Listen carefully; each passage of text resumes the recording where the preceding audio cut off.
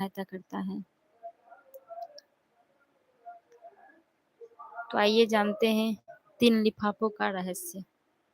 मुदित 10 साल से एक ही कंपनी में काम कर रहा था। उसकी मेहनत और लगन के बावजूद उसे लगा कि उसकी तरक्की रुक गई है। वह जीवन में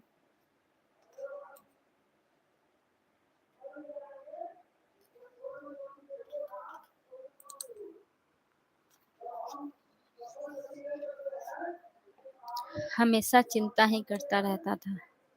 एक दिन अपनी पत्नी के कहने पर उसने नई नौकरी की तलाश शुरू की और अंततः एक मल्टीनेशनल कंपनी में न केवल सिलेक्शन हुआ बल्कि उसे वहां मैनेजर के तौर पर बॉस की भूमिका भी सौंपी गई।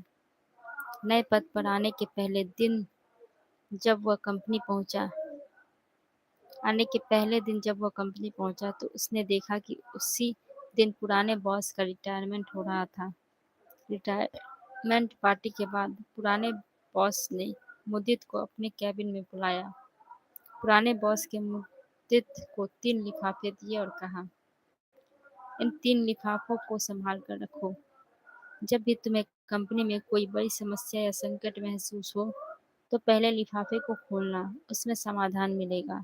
अगर समस्या फिर से आए तो दूसरा लिफाफा खोलना और फिर तीसरा। मुदित ने यह बात ध्यान से सुनी और तीनों लिफाफे अपने पास रख लिए। मुदित अपने व्यवहार के हिसाब से ही काम करता था। चिंता ज्यादा और काम कम। उस कंपनी में कुछ महीने तो सब ठीक चला, लेकिन अचानक एक दिन टीम के भीतर झगड़े और विवाद शुरू हो गए।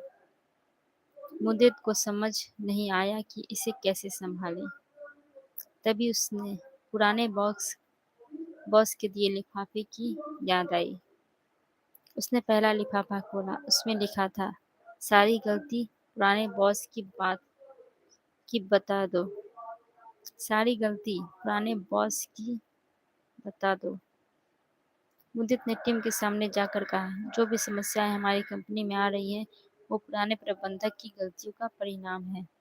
हम अब इसे सुधारने पर ध्यान देंगे। यह सुनकर टीम शांत हो गई और समस्या खत्म हो गई। कुछ महीने बाद एक बार फिर विवाद खड़ा हुआ। मुदित ने इस बार दूसरा लिफाफा खोला। उसमें भी वही लिखा था, सारी गलती पुराने से भी पुराने वाले बॉस की बता दो। मुदित ने टीम को फिर यही कहा कि यह समस्या पिछले प्रबंधक की गलतियों का रिजल्ट है। एक बार फिर मामला शांत हो गया।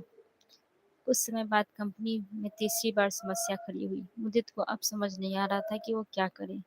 उसने आखिरकार तीसरा लिफाफा खोला। उसमें लिखा था, अब तुम्हारे जाने का समय आ गया है। इन 3 नए लिफाफे बनाओ और अपने उत्तराधिकारी को दे जाओ। मुदित ने तब समझा कि उसने हर बार केवल दूसरे पर दोष डालकर समय निकाला, लेकिन समस्याओं के समाधान पर काम नहीं किया। नेतृत्व का असली मतलब है चिंतन करना,